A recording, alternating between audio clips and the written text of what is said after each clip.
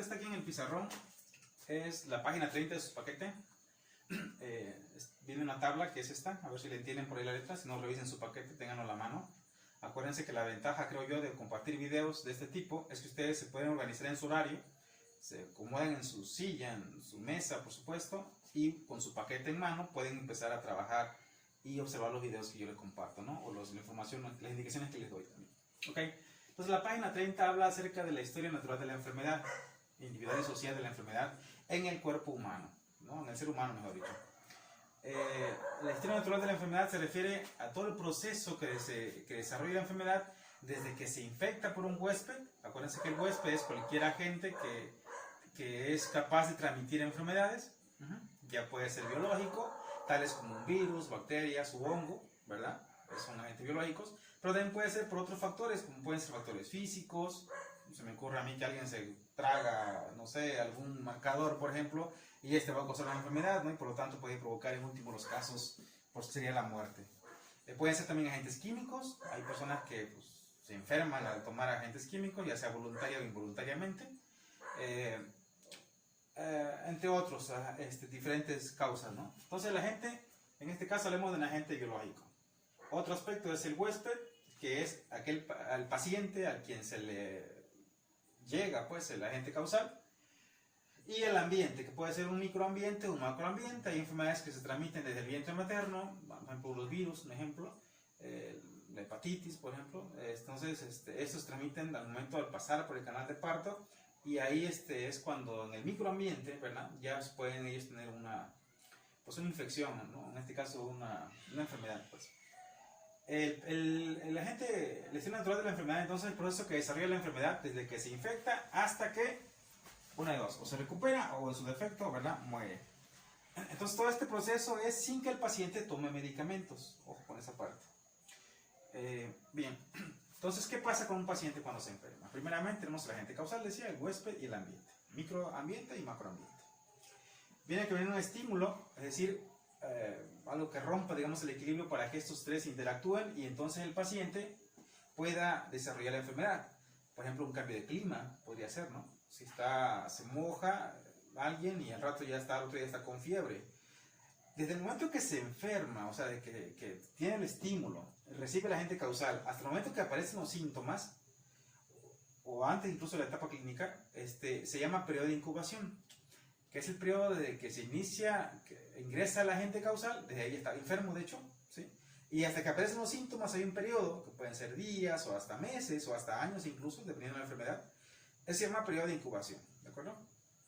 Entonces, la primera etapa es la etapa subclínica, que es la etapa en la cual pues no hay ahora sí que no hay signos y síntomas aparentes en la enfermedad, pero sin embargo el paciente ya está enfermo. Eso lo hace peligroso, por ejemplo, el caso del COVID. Pues si alguien por ahí ya tiene el virus en sí dentro, como huésped, pues en ese momento él ya puede ser un portador asintomático y puede también transmitir ya el virus, ¿no? Dependiendo del periodo de incubación que tenga. Entonces tenemos primeramente los mecanismos patogénicos del agente causal contra los mecanismos de defensa del huésped. O sea, ambos mecanismos, digamos así, se enfrentan. Acuérdense que el huésped, perdón, tiene varios métodos para prevenir o evitar enfermarse en el caso del cuerpo humano. Primero pues tenemos la barrera física, ¿no?, que es la piel, que es el órgano más grande del cuerpo. Actúa como una barrera física que impide que entre el huésped el agente causal dentro del huésped, ¿no? También tenemos otros mecanismos defensivos, por ejemplo, la temperatura, el cambio de temperatura es un mecanismo defensivo, por ejemplo, que evita o trata de evitar que el virus, por ejemplo, se reproduzca o la bacteria se pueda reproducir. También tenemos mecanismos defensivos, por ejemplo, los pelitos de la nariz, ¿no? Por ejemplo, las secreciones, el sudor, por supuesto enzimas digestivas, ¿no? En fin, las lágrimas. Todos son mecanismos defensivos que ayudan a que el agente causal si entra el huésped, pues ahí quede o se elimine en su defecto. Diariamente nos exponemos a hongos, bacterias, virus, etc. Diariamente estamos esta batalla de mecanismos defensivos contra mecanismos ofensivos del agente causal y del huésped, se están enfrentando diariamente, ¿no? Cuando estos se rompen, es decir, cuando el agente causal gana, digamos, sin la batalla, entonces ya tenemos el moco, por ejemplo, que es un mecanismo defensivo, cuando, por ejemplo, un virus, ¿no?, llega a las vías respiratorias y finalmente supera esos mecanismos defensivos, entonces ya viene un proceso de localización y multiplicación del agente causal. Dependiendo del tipo de agente, va a ser en dónde se va a localizar. Por ejemplo, la hepatitis, su localización, pues va a ser el hígado, ¿no? Por ejemplo. En el caso de los coronavirus, otro tipo de virus, pues su localización va a ser en las vías respiratorias, ¿no?, que serían los pulmones, por ejemplo. En el caso de, no sé, alguna bacteria como la neumonía, alguien por ahí puso neumonía, pues sería también, por ejemplo, las vías respiratorias, ¿no? Alguien por ahí habló de bacterias, lástima que no especificó exactamente qué bacteria, pero las bacterias abarcan varios aspectos. Puede ser, por ejemplo, la flora intestinal, ¿no? Por ejemplo, la candidiasis, por ejemplo, es un hongo, perdón, que se aloja, por ejemplo, en la vagina, por ejemplo, en el caso de las mujeres, ¿no? Entonces, ahí va una localización y multiplicación del agente causal, ¿sí? Y también hay alteraciones tisulares. Por ejemplo, en el caso del coronavirus, pues hay cambios que hacen que se modifique, en este caso, pues la piel, ¿no?, o la célula, mejor dicho, de donde se esté alojada, y entonces puede provocar en este caso la etapa subclínica, que repito, sería la etapa en la cual no hay, digamos, signos ni síntomas aparentemente, pero ya el paciente está enfermo. Una vez que se localiza y se multiplica el agente, puede que ocurra una recuperación. Por ejemplo, un parásito que se llama cisticerco, que entra por la vía oral, por la boca, pues, mediante la carne contaminada por huevecillos de cisticercos, lo que se conoce como tomatillos. Este es capaz de quedar un músculo y ahí puede quedar, y ahí se localiza, ahí se multiplica y ahí queda como enquistado, ¿no?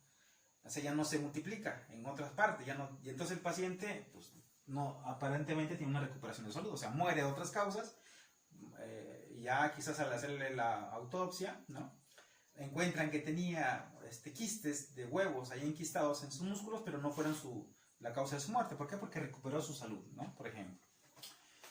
Después viene la etapa clínica, que es la etapa en la cual ya aparecen los signos y síntomas de la enfermedad. Hay que diferenciar entre signos y síntomas, ¿no? Los signos y los síntomas son un poco diferentes.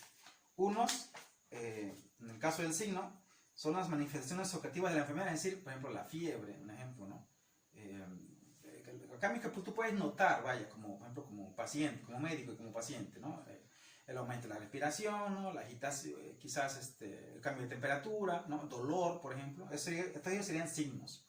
Y los síntomas son datos subjetivos, es decir, que únicamente el paciente te los puede proporcionar. Se me ocurre el mareo, por ejemplo, ¿no? O sea, tú como médico ves a un paciente y no sabes que está mareado, a menos que te diga, oye, estoy mareado, por ejemplo.